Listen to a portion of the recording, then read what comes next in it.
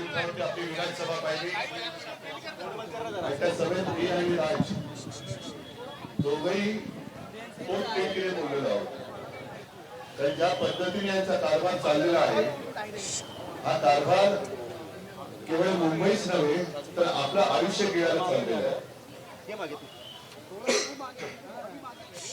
अनेक ठिकाणी आता त्यांच्याकडून पैशाचं वाटप सुरू झालं. या तक्रारी माझ्याकडे येत आहेत.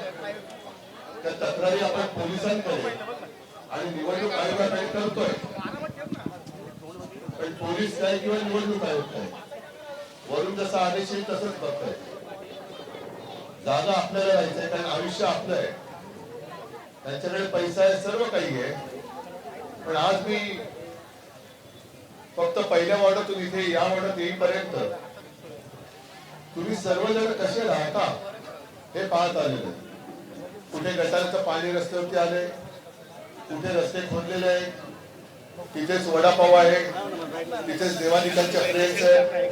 म्हणजे हे सर्व आयुष्य हे आपण सुधरू शकतो आणि आपण सुधरून दाखवलं होतं. गेल्या 4 वर्षामध्ये यांनी मुंबईची किलोमीटर मस्त केलेली.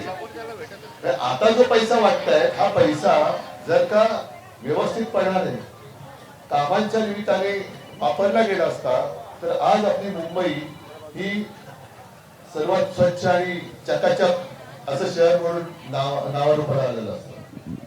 असो अजूनही काही वेळ गेलेली नाही, पण त्यांची वेळ ही आता शेवटची आहे. काल सुद्धा आपण पाहिलं असाल प्रचंड खुर्च्यांच्या समोर यायला मुख्यमंत्र्यांनी संबोधित केलं. पाहिलं ना, म्हणजे याला जिथे तिथे खुर्च्याच दिसतात. सत्तेची पण खुर्ची आणि समोर श्रोते नसतातच, तिथे सुद्धा खुर्च्या नसतात. पण काय खुर्च्यांचा प्रतिसाद होता, प्रचंड प्रतिसाद खुर्च्यांचा. आणि त्या खुर्च्यांचा प्रतिसाद पाहून मुख्यमंत्र्यांनी सुद्धा काय कंठ फुटला होता. हे सगळे बकवास लोक आहेत. यांना मुंबईशी काही पडलेलं नाहीये. मुंबई खतम करायची. आपण इथे सर्वजण पाहतो, हिंदू आहेत, मुस्लिम आहेत, काही गुजराती पण आहेत, उत्तर भारतीय आहेत. या सर्वांना मी मुख्यमंत्री होतो तेव्हा आणि आपल्याकडे 25 वर्ष महापालिका होती तेव्हाही कुठेही भेदभाव न करता ज्या सोयी सुविधा देता येणं शक्य होतं त्या दिलेल्या आहेत.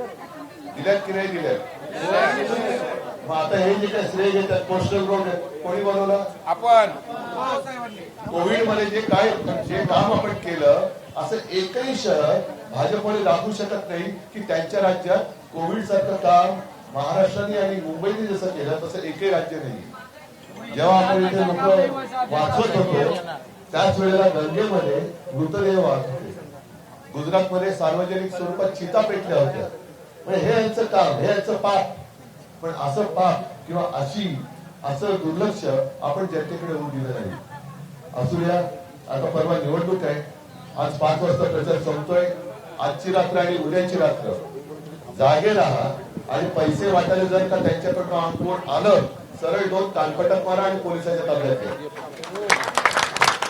आणि सर्व जनतेला सुद्धा सांगतोय, माताभगिनींना सांगतोय की त्यांचा पापाचा पैसा आहे, भ्रष्टाचाराचा पैसा आहे. तो पापाचा पैसा घरात घेऊन आपलं आणि आपल्या कुटुंबियांचं आयुष्य बर्बाद होऊ देऊ नका. सत्तापेक्षा सत्य महत्वाचं आहे.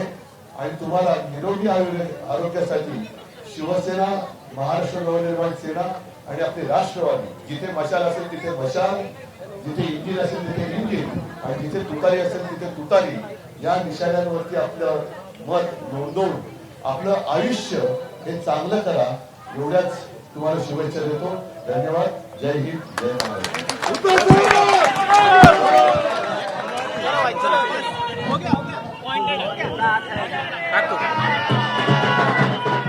चला चला चला बोलणार थोडी.